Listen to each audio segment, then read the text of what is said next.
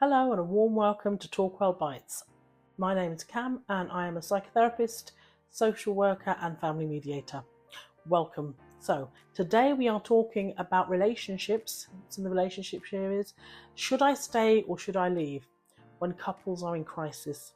It happens, We start off with all the best intentions and then things go wrong, and it's important that we have support when we're deciding on such a big decision.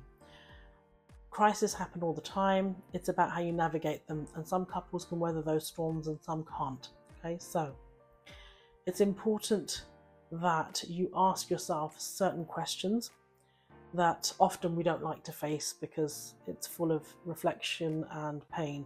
Should I stay or should I leave? Okay, that's the topic today. This is one of the hardest emotional crossroads any couple can face. And whether you've been together for 5 years or 20 years, the fear of making the wrong choice can feel really overwhelming. You have a life together, you have a history together, you probably have children, home, pets. Sometimes it's a small amount, sometimes it's a big amount, but it's still a life shared. So, what are the signs that you're in crisis? Let's be honest. Most couples do not ask this question out of nowhere. It usually comes after months or even years of conflict or distance or betrayal or emotional burnout. So here are some common signs that your relationship might be struggling or in crisis. You feel more like housemates than partners, or there's constant arguing or long silences filled with resentment. One or both of you have emotionally checked out, left the building kind of thing. Your body's there, but you're not there in spirit. Or the trust has been broken and you're struggling to rebuild it. You keep trying, but nothing seems to change. So, crisis doesn't have to look like shouting. Sometimes it can be silence and withdrawal, numbness, or going through the motions, or almost on autopilot. Not all couples argue, and not all couples are loud. So, what you need to ask yourself is, if you are torn between staying and leaving, there are 5 reflective questions I often use with couples in therapy. 1. Do we both want this to work, or am I the only one trying? 2.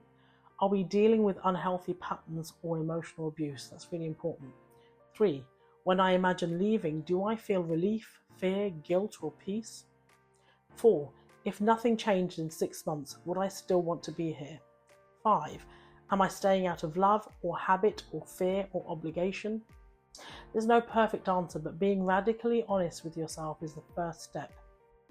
So, remember, some relationships can be repaired, even after a betrayal or disconnection or deep hurt, if both partners are committed to change. Can't be a one-way street. Couples therapy can help you to reconnect, rebuild trust, and learn to communicate again, but only if there's mutual effort and respect.